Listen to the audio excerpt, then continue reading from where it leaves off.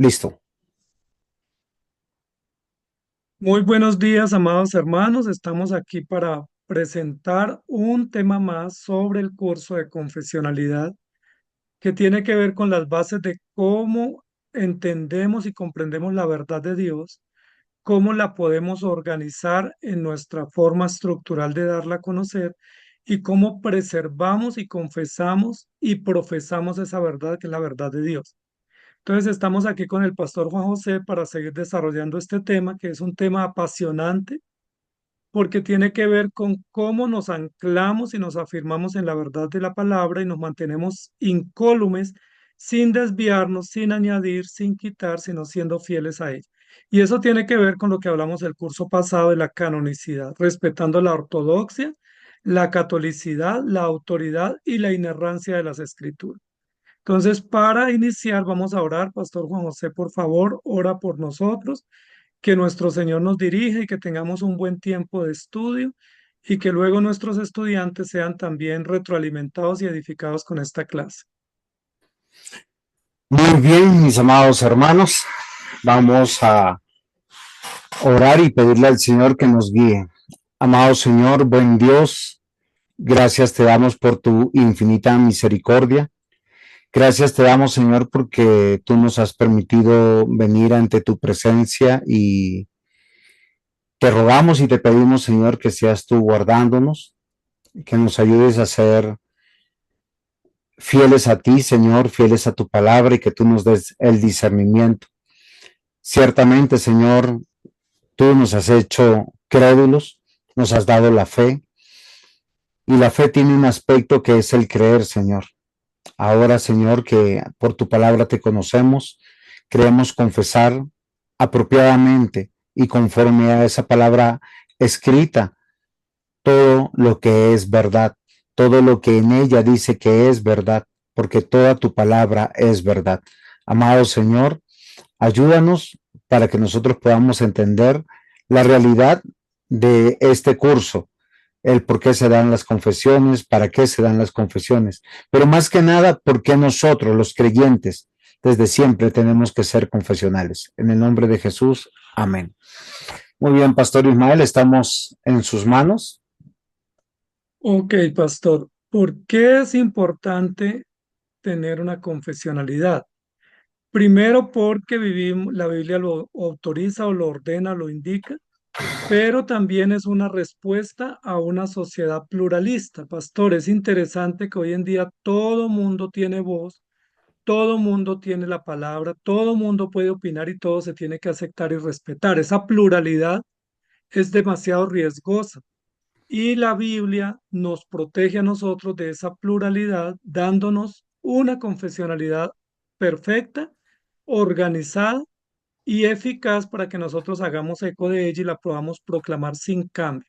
Entonces, debido a la inmutabilidad de Dios, que es respecto a su carácter, y debido a la pluralidad, que es una circunstancia social, la confesionalidad es supremamente importante. ¿Estamos de acuerdo, pastor? Sí, claro que sí, pastor. Nosotros tenemos que considerar que para confesar tenemos que partir de algo que es muy interesante, la verdad. Y nosotros sabemos que Dios ha dicho que su palabra es verdad y es una verdad absoluta, perfecta, una verdad que nosotros consideramos que ha venido de Él mismo para que nosotros nos edifiquemos. Entonces, cuando hablamos de confesionalidad, no es una confesionalidad particular, conveniente, bajo intereses políticos, económicos o religiosos, sino que vamos a confesar lo que la misma Biblia ya confesó. ¿Es así, pastor, o no? Exact- Exactamente, pastor. Entonces, la semana pasada hablamos sobre la importancia de la credulidad, es decir, de ser crédulos, creyendo, confesando y descansando en la verdad revelada. Y hoy quisiéramos hablar un poco sobre la importancia de la confesionalidad basada en la doctrina, en una doctrina estructurada. La semana pasada respondimos a una pregunta, ¿qué es la verdad? Que fue la pregunta que Pilato hizo a Jesús. Y hoy queremos responder a una pregunta, qué es esto? ¿O quién es este? respecto a la doctrina también y a la centralidad de Cristo en la doctrina. Y para eso tenemos un texto bíblico, mi querido pastor, que dice así: cuando entró él en Jerusalén, refiriéndose a Jesús, toda la ciudad se conmovió diciendo, ¿quién es este? Y esa es una pregunta que se ha hecho muchas personas en varios lugares de la escritura. ¿Quién es este? Y para poder resolver esa pregunta tenemos que conocer la verdad de Dios, conocer las doctrinas centrales de la escritura y conocer el programa de Dios, que es el programa de la redención. ¿Quién es este que acabó de entrar y que llama tanto la atención y que la gente lo sigue y lo proclama? Recordemos, pastor, que ahí era donde la gente decía, Hosana, Hosana al Hijo de David, Hosana en las alturas. Y preguntan, ¿quién es este? ¿Qué responderíamos? Es interesante porque un pueblo emocionado y esto es interesante porque estamos en los tiempos donde se validan las emociones por encima de la razón y el diseño. Y el pueblo respondió con verdad, pero no con la verdad de un corazón y una mente que razonaba lo que decía, sino con una situación emocional. Y creo que es un tema que nosotros tenemos que analizar a partir de la pregunta que usted hace y nos dice, porque normalmente casi siempre nosotros decimos, yo creo esto, leo, entonces yo estoy de acuerdo, pero a veces solo partimos de la emocionalidad y no de la centralidad de la verdad, donde nosotros tendríamos que decir que no solamente se escuche coherente a lo que yo entiendo que es correcto, sino saber que es correcto. ¿Es comprensible lo que digo, pastor? ¿O Sí, es comprensible porque la participación nuestra no debe ser meramente emotiva, sino que esa emotividad debe estar sustentada en razones, en principios y en conocimiento. No sé, pastor, si usted recuerda, pero en el desierto dice la Biblia que hubo un momento genial cuando el pueblo recibió la provisión de Dios a través del maná y las personas recogían esa semilla que Dios les envió y ellos preguntaban, ¿qué es esto? ¿Qué es esto? Y así se quedó. Y maná significa, ¿qué es esto? Y luego el Señor le dice a Moisés, cuando tus hijos pregunten mañana, ¿qué es esto? Le responderás, esta es la provisión que viene de Dios. Entonces, sí hay elementos para nosotros tener preguntas sobre qué o quién, y la única forma de responder qué o quién es con conocimiento, no con emociones meramente, sino con conocimiento. ¿Qué es lo que creemos y quién es el centro de lo que nosotros creemos y esperamos? Entonces ahí amerita todo un tratado teológico y un proceso didáctico para responder qué o quién, mi querido pastor. es verdad, pastor? Y creo que esa es la tarea que hoy tenemos que considerar, porque cuando revisamos, y creo que los estudiantes están revisando todo el curso, van a encontrar diversas confesiones y diversos temas. La pregunta sería, ¿ellos están seguros de de lo que van a confesar y a qué se van a adherir? Porque esa sería una pregunta. Nosotros vemos en el curso que el doctor Brígido va a plantear muchas confesiones históricamente, pero no todas son iguales y no todas nos dicen lo mismo. Entonces, ¿cuál sería la correcta? ¿Cómo nosotros a lo largo de la historia podemos empezar a tener esta claridad? Y creo que hoy tenemos ese desafío. Sería de esa manera, Esa- pastor. sí, exactamente, pastor. Y fíjate que probablemente el punto de partida es inverso, porque muchos parten diciendo, ¿qué confesiones hay? Las reviso y luego voy a la escritura. Y lo correcto es, vamos de la escritura a la confesionalidad, no de la confesionalidad a la escritura. Cuando dice, ¿quién es este o qué es esto? Pues es una pregunta muy lógica, muy loable, muy admirable, muy inquietante que debe ser respondida. ¿Y cómo se responde esa pregunta? Conociendo la historia, conociendo la doctrina, conociendo la palabra, conociendo la verdad. ¿Cómo yo respondo a esa pregunta? ¿Qué es esto? ¿Quién es este? Entonces, esa pregunta merita una respuesta didáctica, es decir, explicativa, sistemática, es decir, consistente a lo largo de la verdad, basada en doctrinas centrales y una respuesta que nos lleve a la adoración y al compromiso. Y esa es la tarea, mi querido pastor, cuando hablamos de confesionalidad, basarnos en la escritura y que sea la escritura la que ilumine nuestra conciencia y nuestra práctica para llevarnos a síntesis aceptadas o coherentes de la fe, que serían lo que llamamos las confesiones de fe. Sí, perfecto. Entonces, pastor, el camino a seguir es como nosotros estamos viendo en nuestra diapositiva y nosotros hemos podido tener una claridad. La confesionalidad es la capacidad de defender con valor, confianza, firmeza y sin temor las doctrinas, principios de fe que creemos por gracia y para la gloria de Dios. Creo que eso es fundamental para nosotros.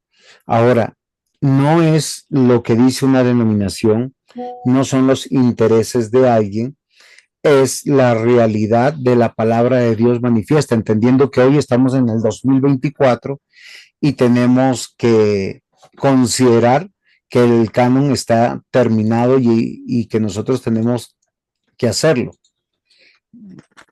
Exactamente, pastor. No es defender lo que yo quiero o me parece, sino lo que Dios nos dejó como legado y como verdad absoluta.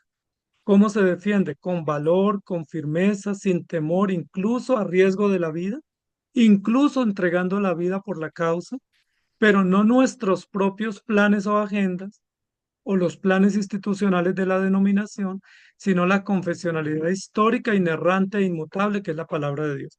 A eso es que nos adherimos. La conciencia nuestra debe estar cautiva a la verdad revelada y no a intereses particulares, porque como siempre vamos a encontrar que hay movimientos o denominaciones que hacen confesionalismos, pero confesionalismos privados o propios de su logo, de su bandera ideológica o doctrinal, mas no firmes en la palabra. Ok, pastor. Perfecto. Pastor, ¿qué le parece, qué le merece, qué comentario le merece esta información de la diapositiva? Por la confesionalidad, ni el Estado ni los hombres tienen competencia para juzgar la verdad de nuestra sabia fe, ni para valorar contra los criterios de su autor y preservador. Lo interesante que podemos ver es el ejemplo de la misma confesionalidad de la palabra de Dios. En la clase pasada nosotros tuvimos un momento donde pudimos decir que el Pentateuco es una especie de confesión, sí, es la ley de Dios, es la palabra de Dios, pero entendiendo la confesionalidad es lo que el pueblo de Dios confesó por años y que estructuró una nación y también la iglesia del momento, entendiendo que es la asamblea del Señor, los sacados afuera, los reunidos para la gloria de Dios. Y encontramos tres aspectos fundamentales que siempre toda confesionalidad tiene, que es el alcance mínimo que uno puede decir. La confesionalidad tiene que ver con aspectos de la fe, que, o sea, es para salvación, tiene que ver con aspectos morales, lo que quiere decir que es la vida ordinaria, común y corriente de lo que nosotros tenemos que hacer. Y en un tercer punto, el de la adoración o la parte eclesiológica o litúrgica, porque nosotros vemos que es lo que a lo largo de esto hemos tenido que ver. Entonces, darnos a entender que hoy yo voy a hacer una confesión para mi propio beneficio o el beneficio de un grupo de personas o lo que sucedió en la historia, porque hay que ser analíticos. En la historia de la Reforma surgieron, como decíamos en la clase pasada, muchas confesiones antes de las grandes confesiones como la de Westminster y la de Londres de 1869. Nosotros vemos que hay otras confesiones, pero todas ellas surgieron con aspectos políticos, religiosos, económicos, diciendo y defendiendo la verdad y en muchos casos para responder qué se cree, pero pasa mucho de esto, lo que no le pasa a la palabra de Dios y lo que no le debería pasar al creyente. Y es ahí donde yo creo que nosotros tenemos que evaluar que la confesionalidad no es definida por el Estado, no es definida por los hombres, no es una competencia para juzgar a nadie y esto nos debe llamar la atención a nosotros porque muchas de las maneras que usamos las confesiones o la confesionalidad es para juzgar la fe de otros y para valorar a otros, cuando es totalmente diferente lo que nosotros tenemos que considerar. Aquí nos pone usted en pantalla que la confesionalidad hace todo lo contrario, concilia la conciencia, las prácticas, la misión, las obligaciones, el compromiso a la luz de la doctrina revelada en su palabra y regida por el programa pactual, o sea, la verdad de Dios, en pocas palabras.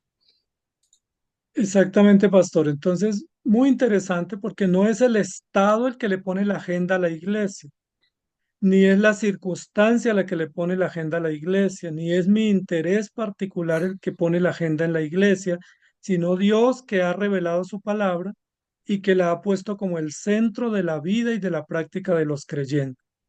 Entonces, si una confesión de fe o documento histórico que abrazamos no respeta la unidad orgánica de la escritura, el programa del pacto eterno de la redención, y no se basa en el propósito de la gloria de Dios, absolutamente es contraria a la verdad y no puede ser defendida, porque la confesionalidad es la síntesis de la verdad o la síntesis dogmática de lo que creemos y proclamamos. Y básicamente eso es lo que estamos diciendo. Es la palabra de Dios la que nos lleva a conciliar nuestras prácticas y deberes a la luz de ella y no a la inversa, porque hoy en día tenemos a veces un concepto distinto. Pastor, y de pronto hay que hacer ¿cómo se llama? Un énfasis. La confesionalidad no tiene que ver con la liturgia, aunque ve la liturgia. Los tres aspectos fundamentales, salvación, moralidad e iglesia, nos habla de lo amplio que nosotros tenemos que considerar para hablar de confesionalidad, porque muchas veces hacemos ese reduccionismo peligroso de cómo nos comportamos en la iglesia, qué cantamos en la iglesia, cómo oramos en la iglesia, y en el resto de la vida hágale como sea. A veces también la soteriología o la salvación es como sea en muchos casos, porque nosotros hemos llegado a una conclusión y es un problema de alguna de las confesiones de la Reforma, que hablan de la salvación plena y completa de Dios que no es por obras, pero en su aplicación a veces sacramental, a veces de gobierno, a veces de su eclesiología, niega esa misma confesión que se está haciendo. Y es algo que es muy importante. Toda la confesión de la palabra de Dios que nosotros hacemos afectará nuestra comprensión de la salvación, nuestra vida plena delante de Dios y nuestra manera de cómo nos congregamos y para qué nos congregamos. De esa manera nosotros podemos saltar a lo que sé que tenemos que hablar sobre el tema de conciliarse o el tema de los concilios para entender lo que estamos tratando de decir. Exactamente, pastor. Entonces la verdad de Dios ya está revelada, es absoluta, es genial, es eficaz y es inerrante e inmutable. Y ahora lo que queremos hablar es que nosotros, los creyentes, la iglesia, los oficiales de la iglesia, debemos adherirnos a la palabra o someternos a ella para que podamos conciliar lo que creemos, lo que vivimos, lo que hacemos y nuestras obligaciones a la luz de la verdad. La palabra de Dios no es un referente o un manual, es la autoridad. Y como esa autoridad, debemos conciliarnos a esa autoridad o la palabra nos concilia para que nosotros podamos hacer lo que es correcto. No usamos la palabra simplemente como una sugerencia, sino que nos sometemos a su contenido, nos sometemos a una conciencia regenerada nos sometemos a la adoración bíblica que la palabra establece y sometemos nuestras vocaciones y misiones al encargo de la palabra. Eso sería la centralidad de la iglesia y del creyente en la palabra, que fue también una bandera proclamada en la Reforma, la sola escritura, porque es a la luz de la sola escritura que conciliamos todas las cosas y se dirimen todos los asuntos. Y eso es lo que quisiéramos hablar un poco en esta mañana, mi querido pastor, cómo en cualquier controversia o amenaza o desafío o circunstancia interna o externa, cómo podemos conciliar, cuál es la base de conciliación, qué se puede conciliar y qué no, y por qué. Sí, sí, pastor, es importante lo que estamos tratando de hacer hoy y esperar que se pueda comprender uno de los concilios frente a los tres aspectos que hemos dicho: salvación, vida y eclesiología. Se dio en Hechos 15 y es ahí donde nosotros encontramos cómo el todo de nosotros afecta nuestra convicción, nuestra confesión y nuestro compromiso con Dios, porque a veces vivimos solamente una religión y debemos reconocer que el religiosismo es muy peligroso porque nos convierte en sectarios. Y es ahí donde la confesionalidad quiere siempre abordar estos tres aspectos que nosotros conocemos. Y es reconciliarme con el diseño de Dios y para qué Dios me puso en esta tierra. Si nosotros nos devolvemos a Génesis 1 y 2, entendemos que Dios desde ya nos dice, va a haber un reino, va a haber una cultura y va a haber una liturgia. De las tres maneras, Adán y Eva tenían que propagar o multiplicar esta imagen viviendo estas tres realidades. Por el pecado, el hombre entra en rebelión o en rebeldía en los tres aspectos abiertamente, creando su propia vida civil, creando su propia cultura, su propia religión, su propia moralidad, y es lo que hoy en día en el 2024 nos está pasando. Exactamente, pastor. El ser humano siempre quiere desviarse o quiere valorar el engaño y presentarlo como verdad y cuestionar la verdad diciendo que no es segura. Por eso la base nuestra para cualquier eh, asunto o para conciliar nuestra conciencia y nuestras prácticas sobre cualquier tema es la palabra, la inspiración de Dios y el resultado de la palabra que es la regeneración. De ahí que ninguna persona que pretenda liderar o servir en la iglesia que no haya sido regenerado pudiera participar de ninguna tarea propia de la extensión del reino porque no ha tenido la experiencia o el resultado de la regeneración. Solo mentes renovadas y cautivas a la palabra pueden entender la verdad y proclamar la verdad y llamar a otros para que vivan en la verdad, porque ese es su encargo y ese es su llamado. Entonces, nos guiamos por la palabra, pero esa palabra tiene que haber afectado nuestra vida, porque si no nos ha afectado sería simplemente un argumento técnico o conceptual o racional, más no producto de la regeneración o la transformación. Eso es importante, mi querido pastor, porque a lo largo de la historia ha habido hombres académicos y hombres intelectuales que han interpretado la palabra, pero que no han sido regenerados. ¿Y cuál es el resultado de ellos? Sí, claro, eso es verdad. Y muchos de ellos infiltrados dentro de la misma iglesia. Pastor, y ahí es donde surge lo que hoy en día se conoce como el secularismo teológico. El secularismo o el racionalismo teológico, o el liberalismo teológico, o el humanismo teológico, que es todo lo que usa la palabra de Dios, pero no para los fines de la gloria de Dios, porque aquellos que lo proclaman no han sido impactados por la palabra, sino simplemente son mercenarios o son simplemente utilitaristas del Evangelio para fines prácticos, mas no para la gloria de Dios. Y eso sería importante, mi querido pastor, usted que está hablando de la eclesiología hoy, que cualquier documento histórico posterior al canon que abracemos como documento válido para delimitar la fe o la práctica de la iglesia debe ser producto del trabajo comunitario de la iglesia o del trabajo eclesial de la comunidad y no producto de una fuente filosófica o de una facultad teológica, porque los documentos deben salir del seno de la iglesia, porque es la iglesia la encargada de defender y es la iglesia la que es columna y baluarte de la verdad. Ok, pastor.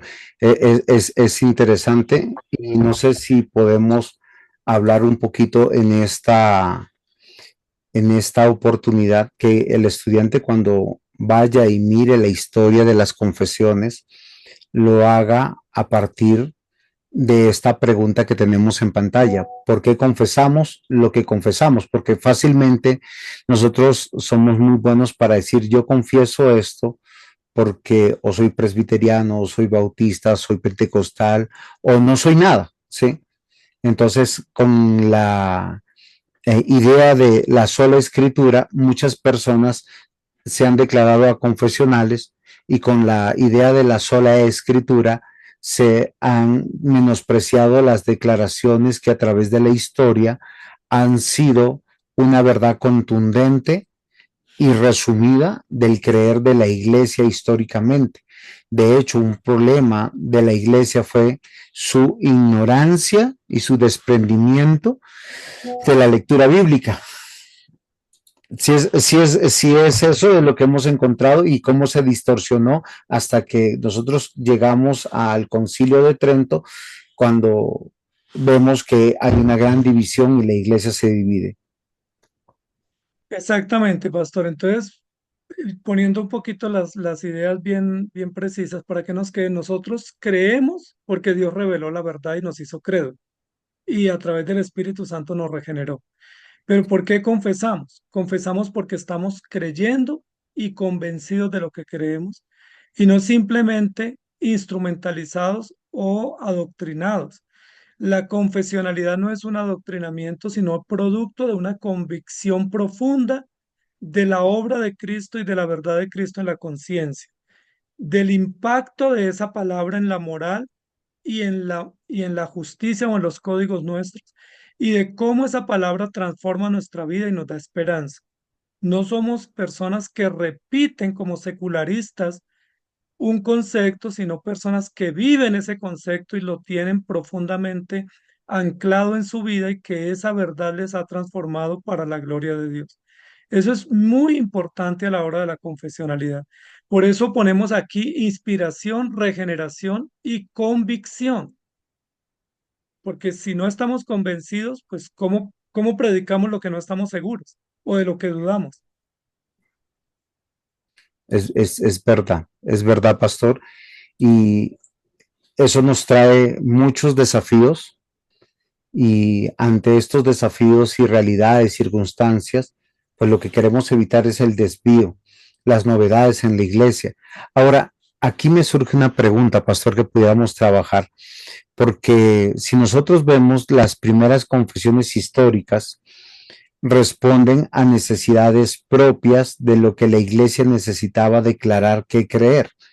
Y cada confesión, como yo les decía, desde 1530 con las de Habsburgo que comienza, luego con las helvéticas, ¿cómo es? Helvéticas, con las helvéticas, porque hay la helvética primera, la helvética segunda, hay una tercera helvética, entonces, pero lo curioso es que cada una de ellas se van fortaleciendo y van ajustando cosas que son necesarias. Pasa lo mismo que con los primeros credos ecuménicos que nosotros conocemos, porque conocemos el credo de Nicea, el credo de los apóstoles, el credo de Calcedonia, y nosotros consideramos que estos credos pues tuvieron esta claridad y esta profundidad cada vez más que iba progresando. ¿A dónde yo voy? Que hoy 2024 posiblemente nosotros necesitaríamos no tomar las confesiones para corregirlas, sino para darnos cuenta que hay cosas que los tiempos han cambiado, la palabra no ha cambiado, pero los tiempos han cambiado y hay pecados que han salido a la luz que la Biblia denuncia, pero que no eran problema en su momento histórico, ni eran tan escandalosos posiblemente como lo son hoy. ¿Qué piensa usted sobre esto? Exactamente, pastor. Pues lo que usted está diciendo nos da base para poder entrar en lo que queremos charlar hoy sobre el concilio, porque la iglesia siempre ha tenido desafíos y la fe ha sido desafiada.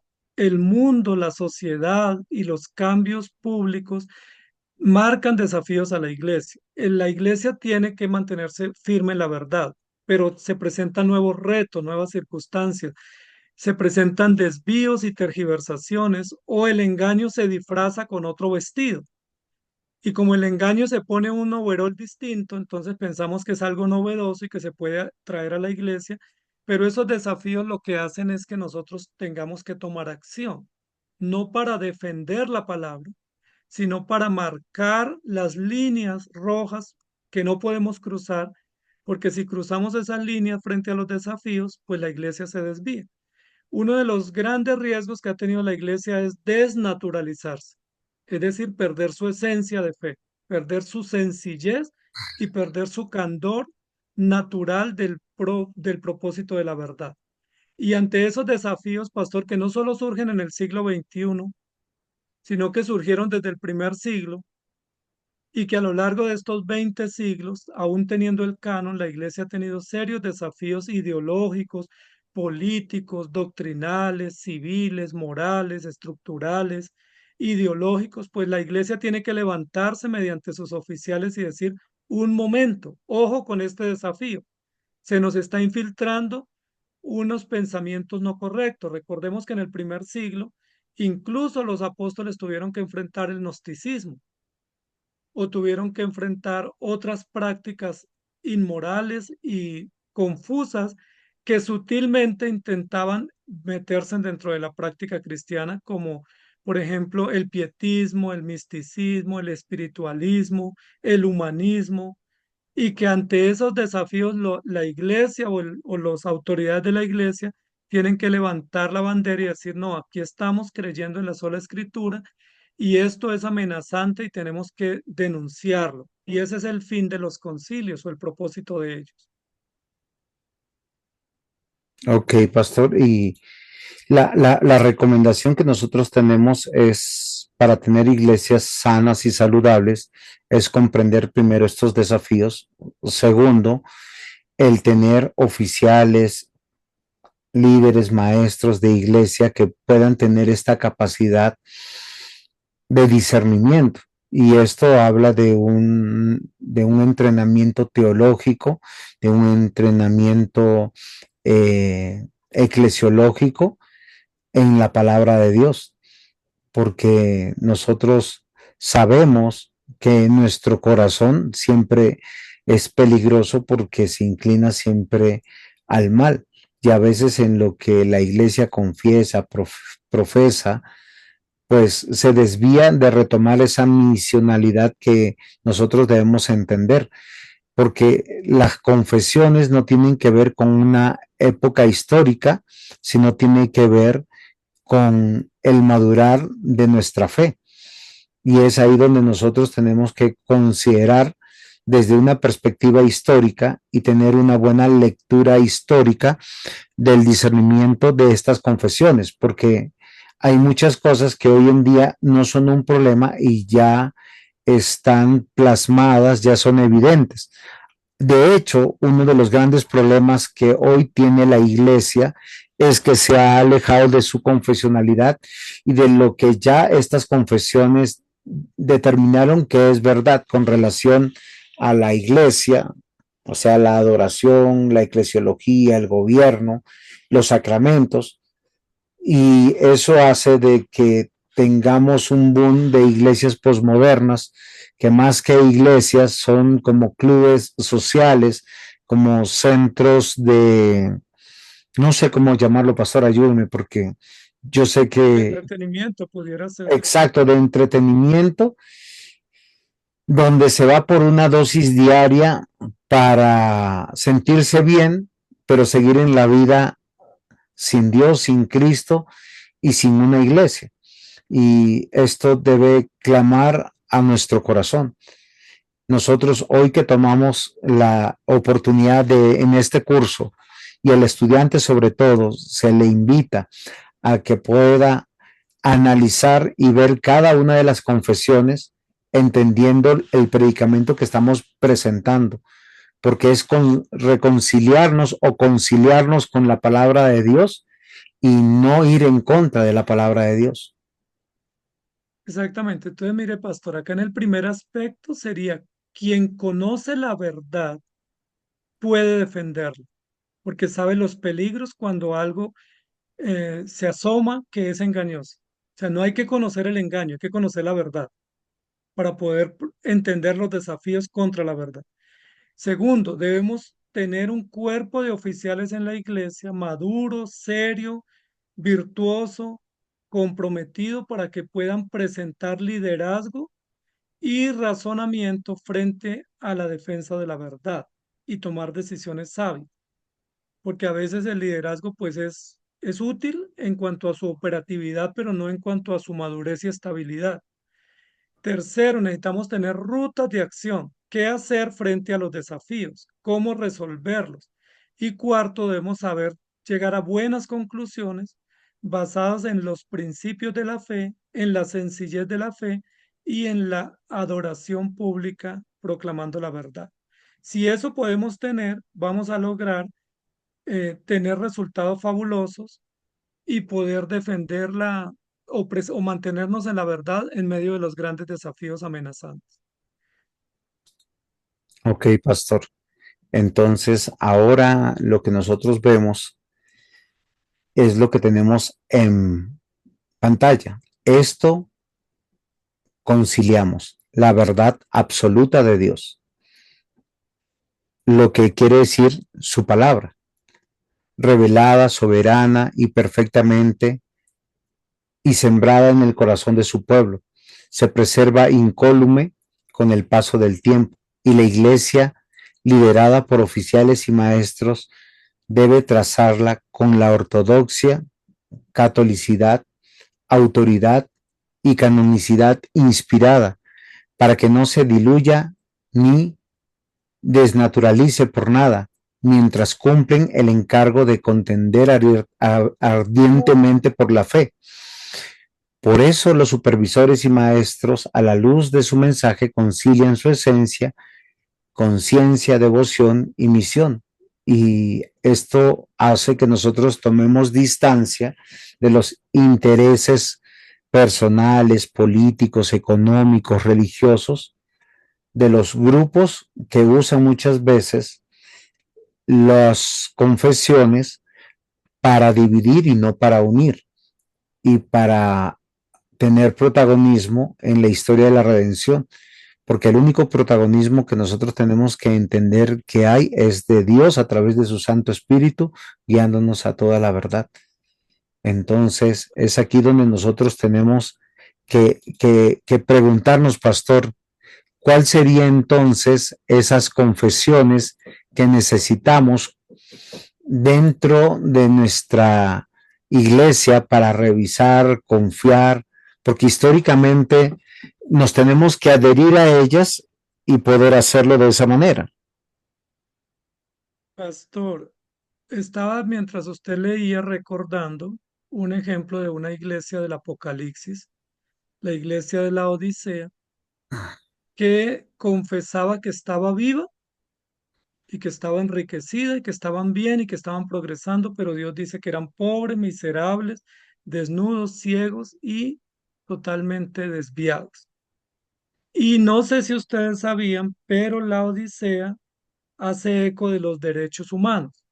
Es decir, era la iglesia más alineada con los intereses humanos y por eso se sentía muy bien diciendo es que estamos bien, pero el Señor dice están muertos, no tienen nada. Es decir, no podemos confesar lo contrario a lo que la Escritura dice, porque ahí es donde se desnaturaliza la fe nuestra, sino que tenemos que contender ardientemente por la fe. Es a la luz de la verdad y no de nuestros intereses que conciliamos nuestra conciencia en la palabra. Y tenemos un ejemplo, mi querido pastor, me gustaría que lo miráramos un poco, para poder responder a esa inquietud de por qué es importante revisar periódicamente nuestras prácticas, nuestra doctrina, nuestros modelos, nuestras vocaciones a la luz de la palabra. Y es el ejemplo de Hechos capítulo 15, el tan conocido y famoso y necesario Concilio de Jerusalén.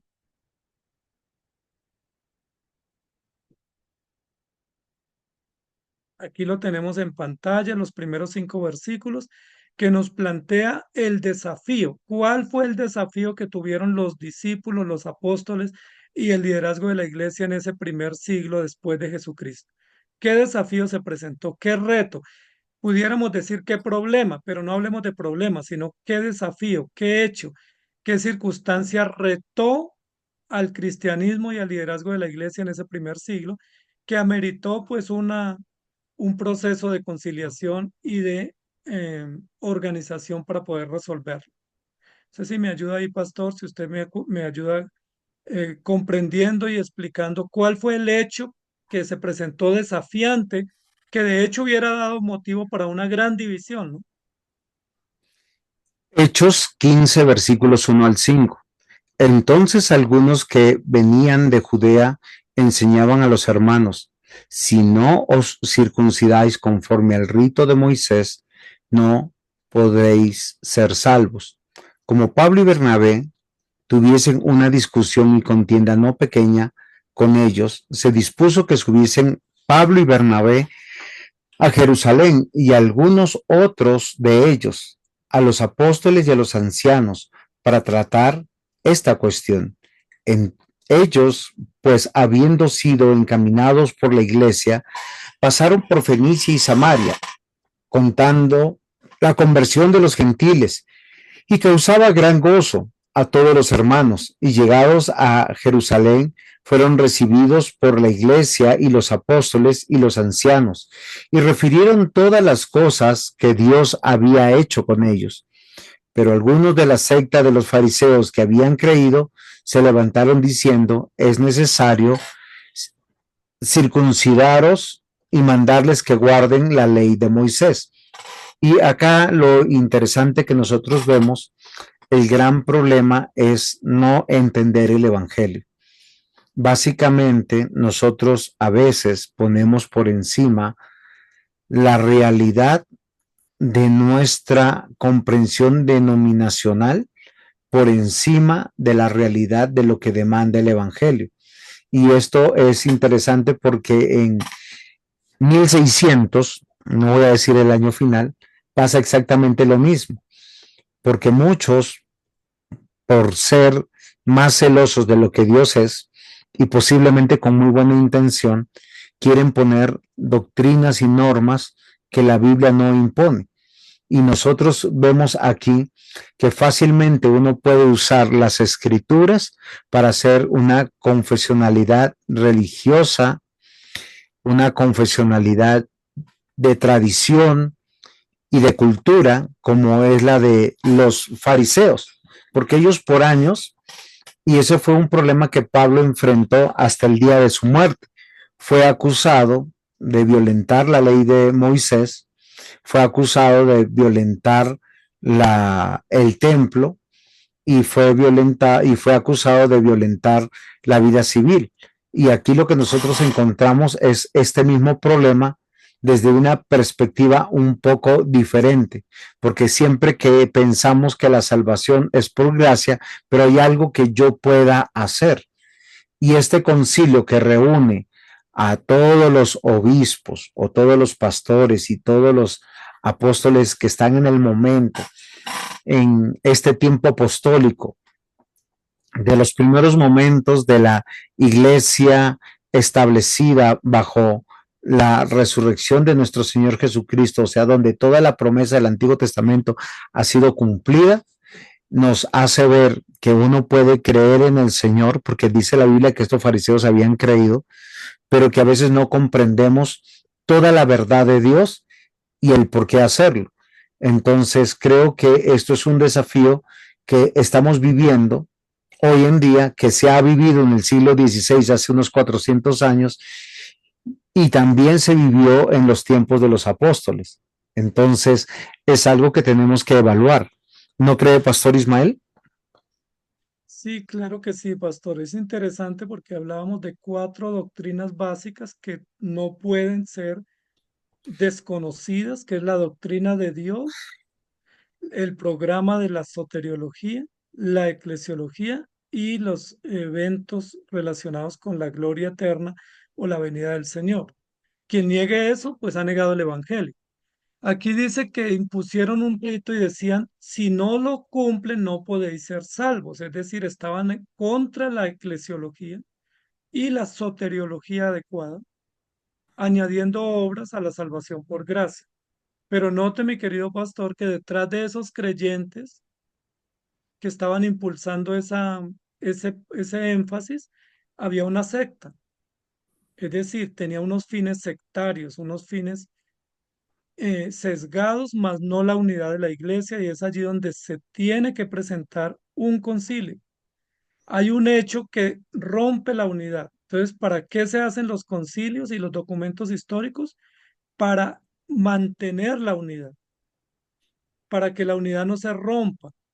Y la pregunta hoy, para hacer un poco el contexto, sería, ¿qué realidades, mi querido pastor, usted considera que están desafiando hoy la unidad esencial de la fe bíblica y cristiana según la revelación y el propósito de Dios? ¿Qué hechos específicos políticos, ideológicos, contextuales, culturales estarían afectando que la iglesia se mantenga unida a Cristo? Creo que fundamentalmente nosotros vivimos una época donde la posmodernidad nos ha centrado en el tema de las ideologías. Y las ideologías tienen un alcance no solamente con relación al género, también son filosóficas, culturales, donde nos ha hecho creer que tenemos una diversidad de creencias y que todos esos caminos nos llevan al cielo, que hay que respetar la individualidad, que hay que respetar las emociones, que hay que respetar la comprensión individual. Y eso nos ha llevado a unos desafíos hoy totalmente diferentes. El ecumenismo y el laicismo también es otro problema, porque nos han hecho creer que una nación tiene que ser laica para ser democrática y para tener una equidad social. Miren, lo que nosotros analizamos en el siglo XVI es muy interesante. No se consideraba que el Estado podría ser laico. ¿Por qué razón? Porque había un solo tipo de fe a lo largo de todos los continentes conocidos que tenemos, como Europa, como Asia y como África. En su gran mayoría estaban la cristiandad y es reconocido de esa manera, solo que desde una perspectiva minoritaria yo quiero reconocer que sí habían otros tipos de fe, pero como la mayoría eran creyentes, eran cristianos, todo lo demás era considerado fuera de la tierra o fuera de la comprensión cultural sabia o entendible o moderna. Tanto así que la palabra pagano, eso significaba lo que están fuera del reino. Palabra que se acuñó para hablar de personas que creían en otros dioses y creían en otras cosas. Hoy en día tenemos un problema posiblemente a la inversa, que los estados no quieren ser confesionales, sino son laicos, son ecuménicos. Y muchas de nuestras iglesias están optando por no ser confesionales para ser laicistas, ecuménicas. Y eso es una contradicción frente al Evangelio, porque el Evangelio nos dice que hay un Dios, hay una revelación, hay un Cristo y una sola iglesia universal. Entonces, ¿cómo embonar toda esta posmodernidad a lo que hoy nosotros llamamos confesionalidad y el desafío de conciliar? Porque no es conciliar con una confesión histórica, es conciliarlos con Dios, con su verdad y con su palabra, con su soteriología correcta, o sea, la salvación, con su moralidad correcta o vida dentro del reino de Dios y una eclesiología correcta. donde deberíamos declinar posiblemente a los intereses denominacionales para buscar la gloria de nuestro Dios y agradarle a Él. Exactamente, pastor. Entonces, ahí dentro de esa posmodernidad, que el término suena bonito, pero es un término nefasto en cuanto a la práctica y frente a la verdad, estamos plagados de relativismo, de pluralismo, de humanismo, de individualismo, y hay un concepto muy nefasto hoy de la autoridad, es decir, no se respeta la autoridad. Entonces, allí esos aspectos están minando la práctica y la fe de la iglesia. Los conceptos de separación entre vida privada y pública, ese divisionismo peligroso, y eso ameritaría conciliar nuestra conciencia y nuestras prácticas a la luz de la verdad. Si en la iglesia del primer siglo los creyentes sufrieron una amenaza debido a la imposición de un rito, pues hoy en día nos están imponiendo una amenaza debido al individualismo, al secularismo, al pluralismo y relativismo. Y ahí la iglesia tiene que sentarse, tiene que reconocer el hecho y la amenaza y tiene que buscar cómo concilia esas prácticas, o si no la iglesia termina siendo lo que el pastor decía, un club y no una iglesia que es una comunidad de creyentes viviendo para la gloria de Dios. ¿Estamos de acuerdo, mi querido pastor? Totalmente, pastor. De hecho, esta segunda parte de la reunión conciliar es lo que deberíamos lograr absolutamente todos, porque a veces preferimos ser cabeza de ratón que cola de león, dicen el dicho popular. Lo que quiere decir es, prefiero ser el papa de mi iglesia que reunirme con los demás a conciliar, porque donde hay sabiduría y donde hay dos o tres o más aconsejando. Y Hechos 15, del versículo 6 al 11, nos muestra la reunión de los apóstoles, de los ancianos en su momento, y cuando nosotros tomamos esta palabra de ancianos, en el griego en que se escribió el Nuevo Testamento, se usa la palabra presbítero, ¿sí? Entonces nosotros tenemos que entender que no está hablando de hombres ancianos llenos de canas, sabios en su vida, sino de hombres que fueron ungidos, donde que hubo imposición de manos y que se les encargó el gobierno, la dirección teológica y sacramental para los asuntos de la escritura, porque es como vemos que es convocado Pedro, Bernabé, Pablo y otros que no están aquí para dar testimonio de lo que el Espíritu Santo les está guiando. Y esto es interesante, porque hoy en día muchas personas se hacen llamar pastores sin ser pastores, porque no fueron ordenados, ungidos, no tienen el llamado y la preparación correcta eclesiológica, cosa que Hechos nos muestra que fue un trabajo arduo desde el Pentecostés, donde el mismo Pablo se le tomó un tiempo de formación sobre una correcta teología, una correcta eclesiología, una correcta liturgia, para que él pueda ir y formar a otros. Y hoy lo que vemos aquí en Hechos 15 es que estos hombres llamados, puestos y ungidos por Dios mismo a través de otros que fueron llamados, escogidos y ordenados, es lo que nosotros encontramos. Y es donde realmente se va a poder hacer algo bíblico y correcto. Mi querido pastor, en la primera parte de Hechos 15, 1 al 5, y en esta segunda parte me llama la atención porque en la primera parte dice que Pablo y Bernabé tuvieron una discusión no pequeña y que resolvieron venir a los apóstoles en Jerusalén. Y luego aquí en este texto, en el versículo 7 dice, y después de mucha discusión.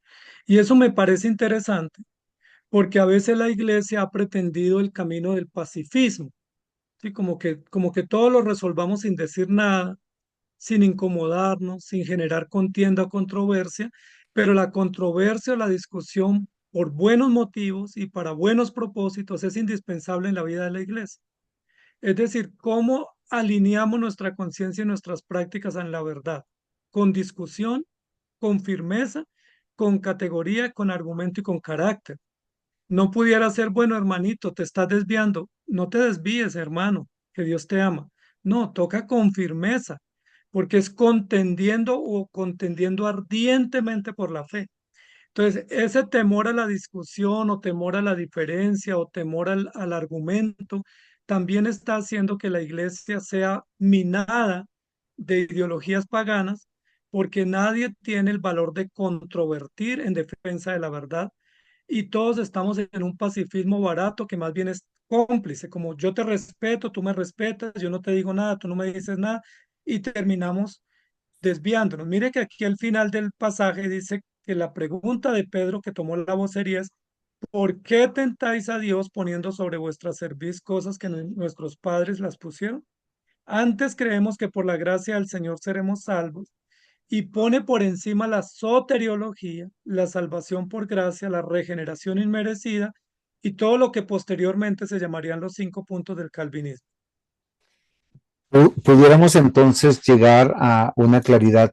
Hay una necesidad que la iglesia sea confesional y que esa confesionalidad, aunque nosotros, bueno, lo que voy a decir suena un poco, eh, va a ser fuerte. La confesionalidad divide. Las confesiones de fe, cuando nacen de un pueblo preparado, capacitado, de pastores, de presbíteros, de obispos que están deseosos de honrar a Dios, siempre van a traer algo que es muy importante, preservar la fe, preservar la verdad, preservar el honor de nuestro Dios mediante su palabra, mediante el obrar del Espíritu Santo. Y cuando manifiesta esto, solo quiero que nosotros consideremos frente a lo que sucede, pues van a haber disensiones, separaciones, y siempre va a haber una contraparte con un descontento confesional, pero al final la confesión que hace, la confesión bíblica, la que nace del corazón regenerado, de la guianza del Espíritu Santo, de la fe del creyente, va a traer fortaleza, va a traer el depurar también de la iglesia y el formar y el madurar de los hombres de Dios, porque las confesiones de fe son testimonio de la realidad de la iglesia en su madurez teológica, eclesiológica, litúrgica, aún moral, como nosotros lo podemos hacer. Y ellas han tenido alcances históricos que hoy se notan en muchas prácticas. Mi querido pastor, tengo una pregunta. ¿Por qué en esta reunión, en esta segunda parte, no invitaron a los fariseos? ¿Qué haría un fariseo en este concilio? Posible. Porque en la primera parte, cuando se define la problemática, están protagonistas los fariseos, pero en esta reunión oficial no están, es decir, no hacen parte de los apóstoles, los ancianos, ni las autoridades correctas que definen la doctrina adecuada. Tal vez lo que tenemos que definir es lo que comienza el versículo 6. Dice, se reunieron los apóstoles que eran pastores, que eran los fundadores, que eran los que fueron escogidos por Jesús y puestos por Dios, y fueron puestos todos aquellos que estaban realmente en autoridad. Y es algo que nosotros tenemos que considerar, esa autoridad que solo puede venir de Dios a través de una elección pública, a través de un llamado público y de una instalación pública. Entonces, y son los que realmente son llamados a discusión y llamados a opinión, o mejor dicho, como lo dijéramos hoy, son los que tienen voz y voto. Mi querido pastor, estaba yo pensando, es una pregunta capciosa, porque los del problema eran los fariseos, era contra ellos, porque ellos eran los que representaban la amenaza sectaria queriendo filtrar la iglesia. Si hubieran invitado a los fariseos como hoy en día se invitaría a todos a la mesa, ¿cierto? Charlemos y pongámonos de acuerdo, ya no saldría un concilio, sino saldría era un acuerdo de voluntades, pero para su propia conveniencia. Sería como darse un tiro en el pie, porque los fariseos fueron los peores enemigos de Jesús durante su ministerio, y los fariseos fueron la peor amenaza de la iglesia en los primeros siglos. Invitar al fariseo a que se siente en la mesa para discutir un asunto de unidad doctrinal, pues terminamos nosotros en acuerdo con el fariseo, pero en desacuerdo con la verdad. Es decir, los documentos conciliares no es para conciliar con otro, no es para conciliar la diferencia, es para conciliarnos a la luz de la palabra con los que están interesados y comprometidos en respetar el honor del evangelio, no con el otro, porque pues yo no me puedo poner de acuerdo con el impío y abrazarme y decir estamos bien. No, porque él siempre estará mal, porque él está fuera de la verdad, y quienes están en la verdad son los que tienen que unirse para defender esa verdad y proclamarla con convicción. Ok, entonces tenemos que alcanzar una solución. Las confesiones no son meramente una declaración de fe en el aire, sino es frente a una coyuntura para resolver, pero no para resolver situaciones personales, contingencias relacionales, sino para resolver cómo está la iglesia delante de Dios frente a lo que conoce, cree y practica como reino de Dios. Sería de esa manera, pastor. Sí, pastor, o sea, volvemos con lo que hemos enfatizado desde el comienzo de estas clases y es, no es una conciliación con las partes, sí, como lo hacen las entidades civiles, que sientan a todas las partes que están en desacuerdo y sacan un acuerdo. No, aquí es conciliarnos con la verdad, es conciliar con Cristo y es mantenernos. Si tenemos una amenaza, por ejemplo, lo que el pastor mencionaba sobre el posmodernismo, pues no es sentarnos a ver qué del poder del posmodernismo nos sirve, sino qué del posmodernismo no podemos permitir que filtre la iglesia porque la iglesia es columna y baluarte de la verdad. Es decir, no es conciliar con las partes, sino que nosotros, los hijos de Dios, nos conciliemos o nos sometamos o nos rindamos a la palabra y a la esencia de la palabra. Entonces me llama la atención porque dice que la multitud cayó, estaba confundida, defendiendo posturas, haciendo alegatos, presentando discusiones, tomando partido por uno o por otro. Yo estoy de acuerdo con el uno, yo no estoy de acuerdo acá, hasta que un momento se llega a una serenidad, una tranquilidad.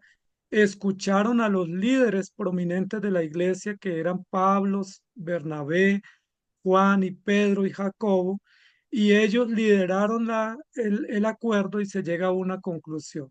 Y la conclusión es no le impongamos a los hermanos de otros contextos una tradición que es propiamente de los judíos del momento, sino solamente que prediquen el evangelio, que vivan para la gloria de Dios y que se mantengan fieles.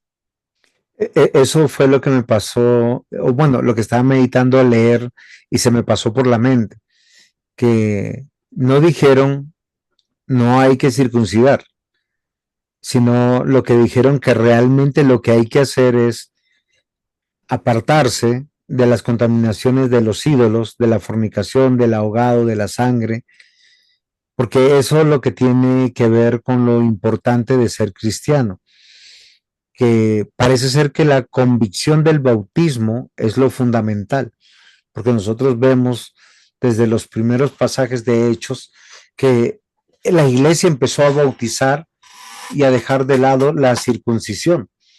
Y nosotros encontramos desde el primer sermón de Pedro este, esta confesión unánime que dieron de creer en el Señor Jesucristo y bautizarse y entender que se añadieron a la iglesia a través del bautismo 3,000 personas, lo que indica que son personas que en el momento creyeron, confesaron, se bautizaron porque es la señal de pertenencia al reino de Dios y es la señal para ser discípulos que tienen que a partir de ese momento ser entrenados y aprender la verdad del Señor. Y lo que sí es puntual y va a ser puntual siempre en el desarrollo del discipulado es cómo apartarnos del mundo y empezar a vivir para Dios. Pero recordemos que la circuncisión en muchos casos era vista como una obra de fe para pertenencia y salvación que hacía el individuo para con Dios. Yo me circuncidé, como hoy muchos dicen, yo me bautizo.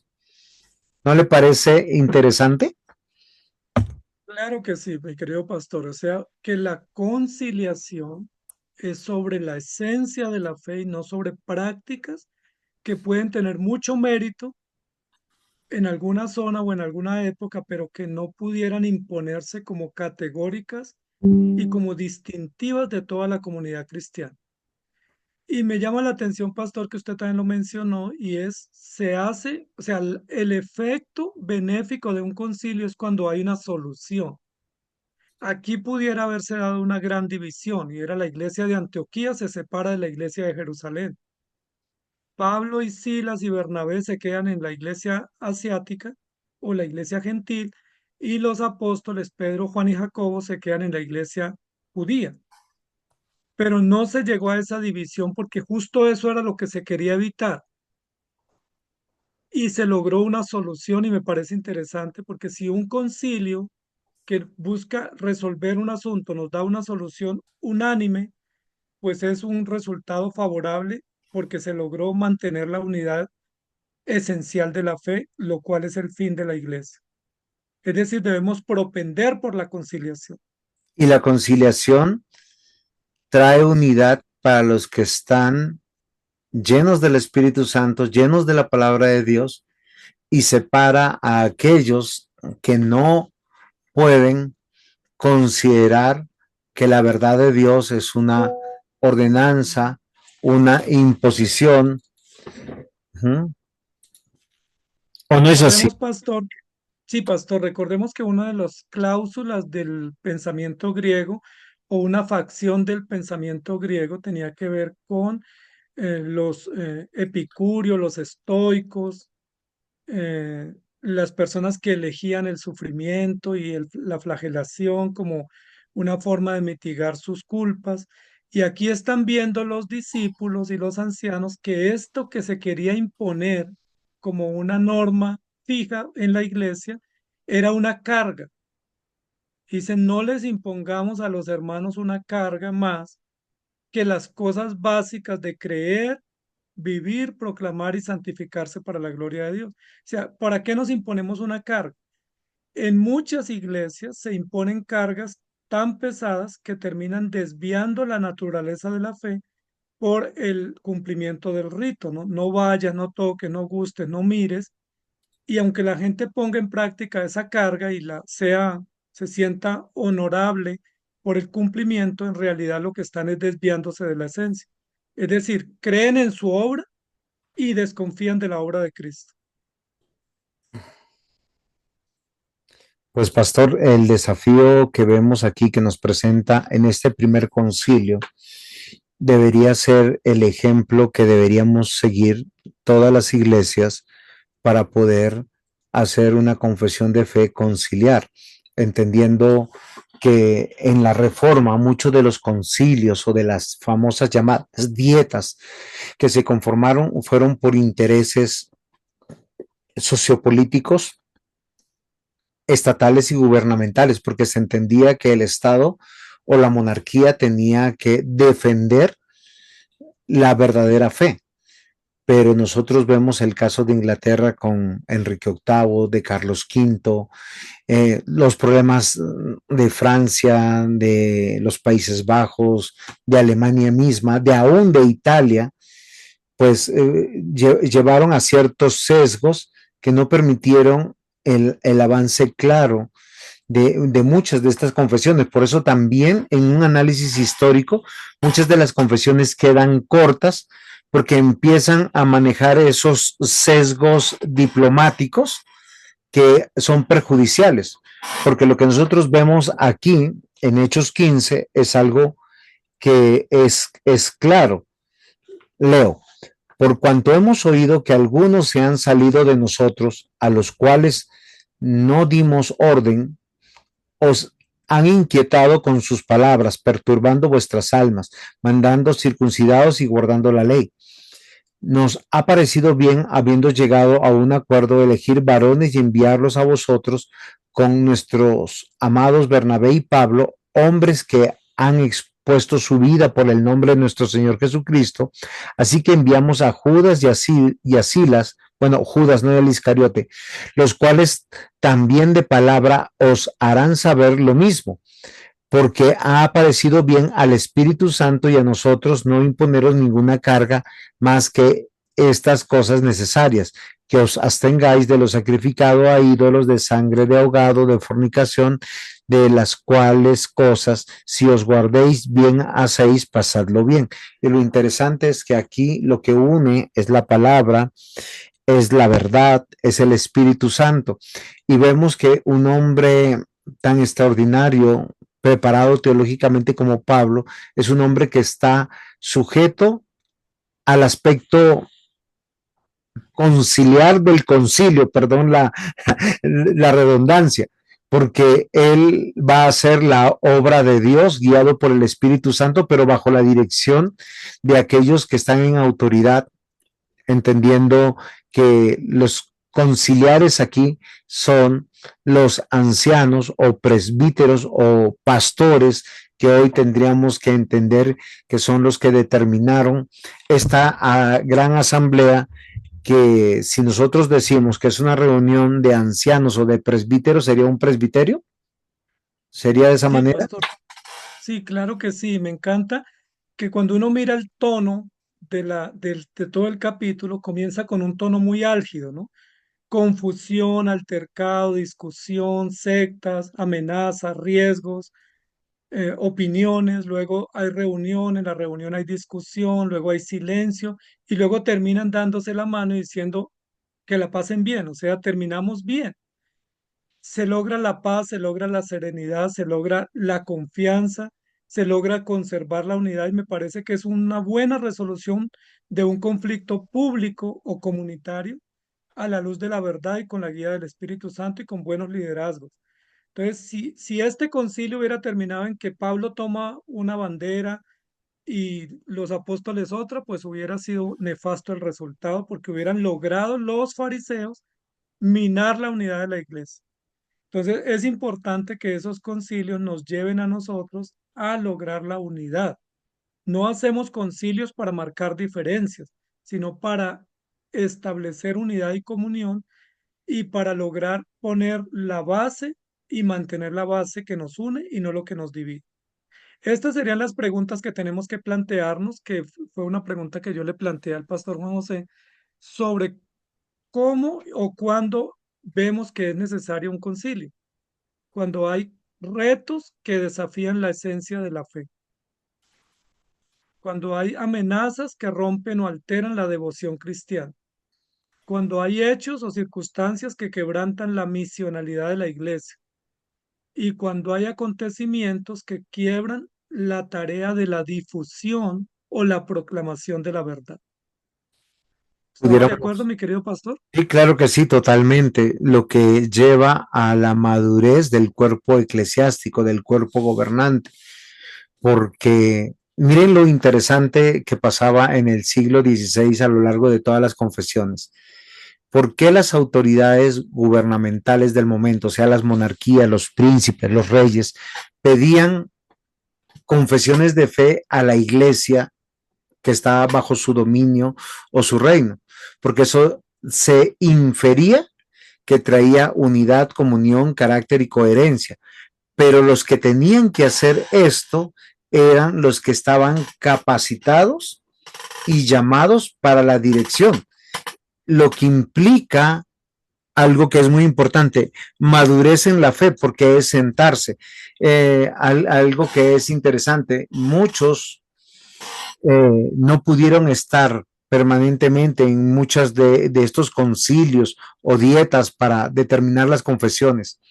Muchas de estas confesiones nacen del puño y letra de solo de uno o de dos o de tres hombres de Dios que fervorosamente, con devoción y con verdad, trataron de plasmar lo que necesitaba la iglesia, pero fue aprobada por una comunidad, como en el caso de Westminster, más de 150 hombres preparados, reuniéndose más de 5 años para determinar qué era lo que la iglesia creía en el momento, en respuesta del llamado del rey Enrique VIII, que decía, venga, esto, todo el mundo aquí está haciendo lo que quiere, pero conciliar nos debe traer esa unidad, esa madurez en la fe para que los que están bajo sujeción y están también en autoridad estén unidos. Y creo que es ahí donde las confesiones están logrando un propósito bíblico.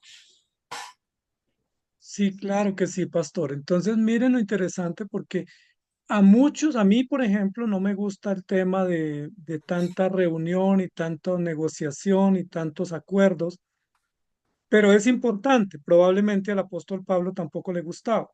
Probablemente el apóstol pensaría que era más eficaz predicando en muchos lugares que reuniéndose a una discusión, que a veces pareciera que las discusiones son inocuas y son como sin propósito, pero hay discusiones que son necesarias al interior de la iglesia y hay reuniones y hay acuerdos que aunque desgasten un poco, son útiles y son valiosos porque se logra cerrar la brecha a una división, mantener la unidad y la comunión y darle más fuerza a la iglesia. Y esos son recursos que la iglesia tiene. Por eso las iglesias bíblicas deben tener asambleas, tener reuniones, tener definiciones, levantar censuras, obviamente en el orden natural de la palabra y del diseño del gobierno, pero es pertinente. A veces pudiéramos decir, no, yo no discuto con nadie, no, a mí no me llamen a eso que yo estoy orando. Sí, o yo prefiero estar leyendo que en una reunión, o prefiero estar predicando que en una asamblea. Pero estas asambleas son recursos necesarios para corregir, para orientar, para definir y para fortalecer la iglesia, la fe y la unidad. Entonces, no hay que tenerle temor al conflicto ni a los retos. Sí, es interesante que las confesiones finalmente lo que hicieron fue declarar que Dios está presente en la iglesia, en la historia. Declara también que la iglesia pues no se reúne para fines particulares, personales, mucho menos denominacionales, mucho menos políticos o económicos. Todo lo contrario, que es una fe universal, porque tiene un alcance que trasciende la cultura, que trasciende las tradiciones, que trasciende la cronología, y eso es lo que encontramos en las confesiones, porque una confesión le da expresión a nuestra fe mediante esas palabras que usted nos pone aquí, que posiblemente nosotros a veces no entendemos, que es la naturaleza de la iglesia, la naturaleza de esta unidad que deberíamos tener. O sea, ¿por qué estamos unidos? No solamente estamos unidos para declarar Jesucristo es el Señor, Jesucristo es nuestro Dios único y suficiente Salvador, sino estamos extendiendo el reino de Dios. Y es un encargo que Dios ha hecho desde el Génesis, ratificado en Mateo 28 por las palabras de nuestro Señor Jesús. Vaya y hagan discípulos a todas las naciones, bautizándolos en el nombre del Padre, del Hijo y del Espíritu Santo, y enseñándoles que guarden todas las cosas que yo he guardado. Y las palabras principales son que Él es el garante de esta realidad, que es aquel que dice, yo estaré con vosotros todos los días hasta el fin del mundo. Y como decía en la diapositiva anterior, esa es la naturaleza de la fe, pero mantiene nuestra devoción, nuestra comunión con Él. Y asimismo nuestra comunión unos con otros. Y nos mantiene firmes y da coherencia a nuestra fe. Entonces, entendiendo estas cosas, hoy podemos decir que confesamos y anunciamos el Evangelio de nuestro Señor Jesucristo. Muy bien, mi querido pastor. Entonces creo que este cierre nos ayuda a comprender la importancia de los documentos históricos, la importancia de que la iglesia haga evaluación de sus prácticas a la luz de la verdad, que identifique amenazas, no porque tenga delirios de persecución, sino porque hay amenazas reales, y cómo concilia su fe y su práctica a la luz de la verdad para no ser desviada por las amenazas. Y para eso se requieren madurez, liderazgo, dedicación y buenas prácticas para poder llegar a buenas conclusiones. De lo contrario, nos dividimos.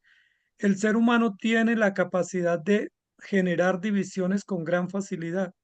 Sí, incluso por sentimientos, por percepciones, incluso por suposiciones se divide, pero unir es mucho más difícil, requiere más esfuerzo, pero es el llamado del Señor. Jesús mismo oró por sus discípulos que se mantengan unidos.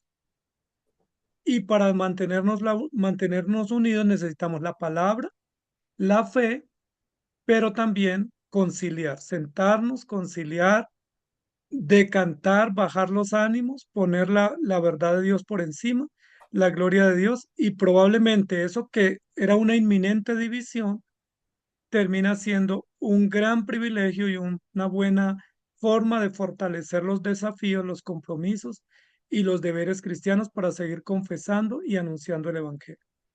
Entonces, pastor, no sé qué más podemos decirle a nuestros estudiantes antes de cerrar este tiempo de clase, cómo se deben preparar para la próxima sesión ellos. Pues yo creo que hacer un análisis de las tareas que nos ha dejado el doctor Brígido en los módulos, porque tenemos que avanzar a las confesiones, si encuentran una realidad en lo que nosotros hemos dicho para hacer un análisis histórico prudencial y entender que nosotros necesitamos hoy ser confesionales. De hecho, por naturaleza lo somos. Y que el Señor nos ayude para poder lograr pues también los aspectos devocionales y de compromiso que requiere cada programa de estudio para que nosotros podamos estar capacitados para servir en el ministerio. Pastor Ismael, muchas gracias. Gracias a los estudiantes por este tiempo. Esperamos sus preguntas, sus aportes. Y si algo no quedó claro, con mucho gusto también háganos saber en la tertulia que tenemos al socializar esta clase en nuestra próxima reunión con los estudiantes. Que el Señor les bendiga. Esperamos sus preguntas.